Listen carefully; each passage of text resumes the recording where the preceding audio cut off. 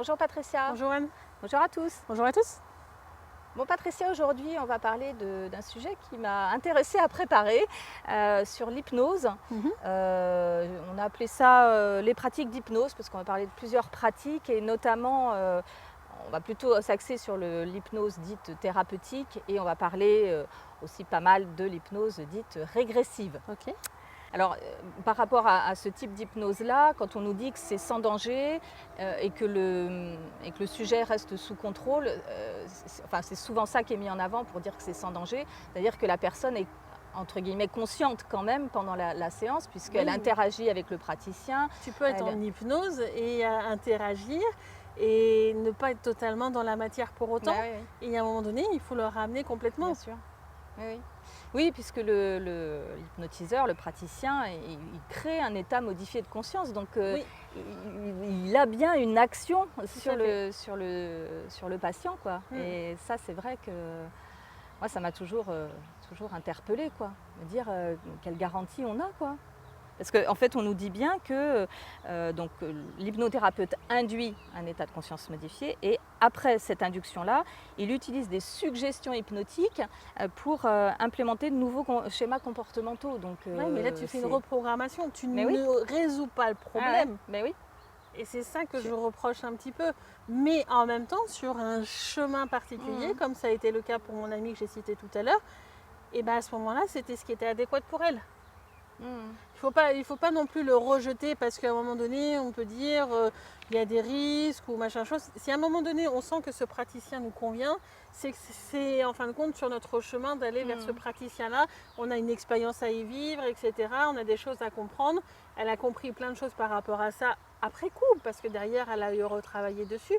Mais voilà, il ne faut pas forcément aller tout de suite vers quelque chose qui paraît idéal parce que c'est peut-être pas notre chemin aussi de le faire. Il faut le faire avec son ressenti, comme je l'avais dit sur une des premières vidéos qu'on avait fait, où tu me posais les questions sur les différentes pratiques.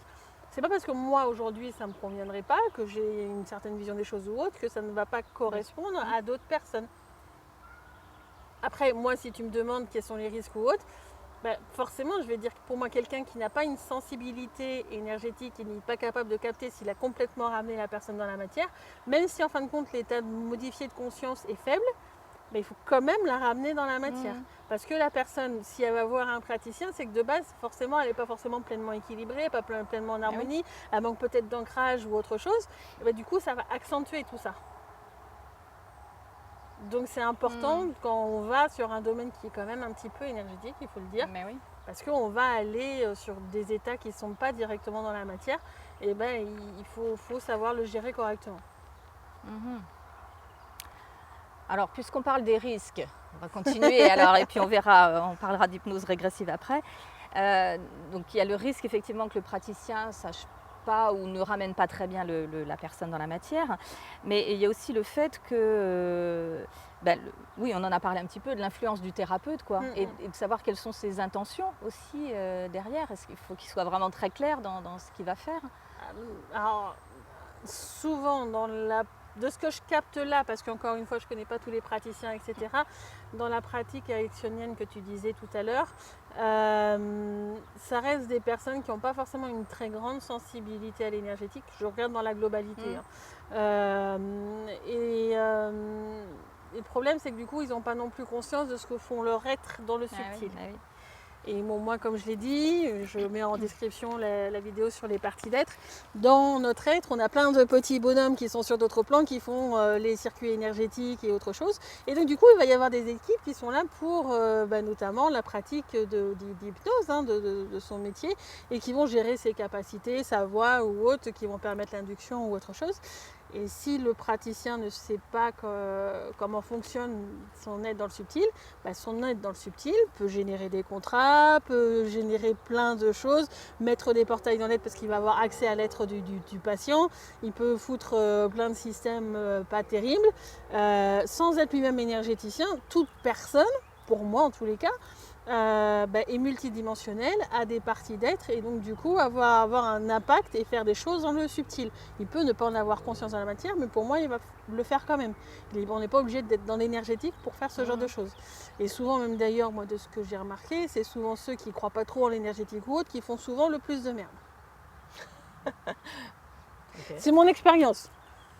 Mais voilà. Donc du coup, mine de rien, tu rentres, la personne va avoir accès à l'être de la personne, va influencer certains états, va avoir accès à certains plans et autres, et ils peuvent foutre la merde, voilà. Donc oui, c'est un risque en plus d'avoir une influence du praticien dans son être, pas forcément positive. Ouais. Alors, il y a le risque, enfin les risques qui proviennent du praticien lui-même, et il y a des risques qui viennent d'autres dimensions, je ne sais pas comment dire, mais est-ce que ce type de pratique peut être aussi une porte ouverte à des entités, des choses pas À partir du moment où tu génères un état modifié de conscience, tu ouvres des portes. Voilà. Voilà. Comme quand on va faire du spiritisme ou autre chose. Donc oui, forcément, il faut que le praticien ait un certain contrôle de la protection énergétique, normalement. Ouais. Après, encore une fois, ça va dépendre de son niveau, de ce qu'il capte en énergétique. Je ne dis pas qu'il ne peut pas y avoir des praticiens qui sont pas forcément, qui ressentent pas l'énergie, mais qui dans le subtil auraient quand même, tu vois, pu faire des apprentissages. Parce qu'à la base, tel que ça devrait fonctionner, sans toutes les corruptions qui sont en train de tomber actuellement, etc., normalement, un cuisinier apprend à travailler la nourriture ou autre d'un point de vue multidimensionnel, d'apporter les énergies ou autre sans en avoir conscience. Il y a beaucoup de choses. Moi, j'ai énormément appris sur les soins énergétiques et plein de choses, alors que j'étais informaticienne encore à l'époque et que je ne savais pas que je savais manier les énergies. Normalement, ça devrait aller dans ce sens-là. Donc, il peut très bien y avoir quelqu'un où c'est sur son chemin de devenir hypnothérapeute et de faire cette pratique-là ou une autre d'hypnose et qu'il a fait des apprentissages en parallèle dans le subtil, d'avoir une bonne intention d'être en accord avec les lois subtiles, licites dans le subtil, pardon. Et dans ce cas-là, ça sera complètement sécuritaire de faire avec lui, même s'il n'a pas conscience des énergies. Ah oui. Encore une fois, ça dépend de beaucoup de paramètres. Moi, de ce que je peux remarquer aujourd'hui et de ce que je capte dans le subtil, ce genre de personnes qui font vraiment leurs apprentissages licites dans le subtil, dans des situations telles que celle-ci, sont rares. Ok. Bon, ouais, donc ça fait quand même des choses à savoir avant de... Mais comme je l'ai dit, comme un chaman ouvre des portes, un hypnothérapeute ouvre des portes, il génère un état modifié de conscience ou autre, il faut savoir ramener la personne, fermer les portes et tout. Alors, on parle d'état hypnotique et on nous dit que c'est un état de transe. Alors, on voit bien aussi que ça ressemble à... C'est un premier niveau... Un état hypnotique n'est pas forcément un état de transe. Ah, moi j'ai trouvé ça... Normalement, tel que je le vois dans le subtil, un état hypnotique n'est pas forcément un état de transe. D'accord. Après, actuellement, dans la matière sur cette planète, est-ce que ça... Oui. J'ai un gros oui qui vient. Mais c'est comme ça que c'est présenté, officiellement. Mais ça ne devrait pas. Ah oui, d'accord, ok. Mais normalement, enfin tu me connais là-dessus, je l'avais dit sur les vidéos sur le chamanisme, etc. Pour moi, un chaman, comme beaucoup de trucs, ne devrait pas, comme beaucoup de praticiens, dès qu'on va sur l'équilibre d'une personne ou autre, amener quelqu'un dans un état de transe devrait être quelque chose de limite d'exceptionnel. Parce que obtenir un état d'équilibre à partir d'un état instable, parce que l'état de transe est un état instable, c'est quand même très périlleux. Il vaut mieux rester dans un état qui est stable, sur un autre niveau de conscience, sur d'autres plans, etc. Il n'y a pas de souci, mais garder l'état stable pour réussir à complètement stabiliser, équilibrer la personne, l'harmoniser, etc. Tu vois ? Mais si à un moment donné, on est en pleine tempête dans un navire avec des vagues qui font 20 mètres de haut, vas-y, reste debout, bien stable et tout. Ah non, t'es comme ça, quoi. Enfin, c'est... Pour moi, ça me paraît logique en tous les cas. Ok. Alors, on trouve plein de choses sur Internet, les réseaux sociaux, sur YouTube. Alors, j'ai trouvé plein de méditations pour pour entrer en état d'hypnose. Et j'ai même vu un appareil, alors je ne sais plus, je ne te dirai plus comment c'était exactement, mais il y en a un qui crée des hallucinations et les gens dans les commentaires disent « Waouh, c'est trop bien, c'est génial ». Mais parce que beaucoup de personnes aiment vivre ce genre d'expérience parce qu'ils ont l'impression de vivre quelque chose d'exceptionnel. Oui, c'est vrai. On en a déjà parlé. Oui, c'est vrai. Ouais. Et pour moi, enfin, c'est pas parce qu'on veut absolument montrer quelque chose que ça va être quelque chose qui va être bénéfique. Je vais le dire comme ça.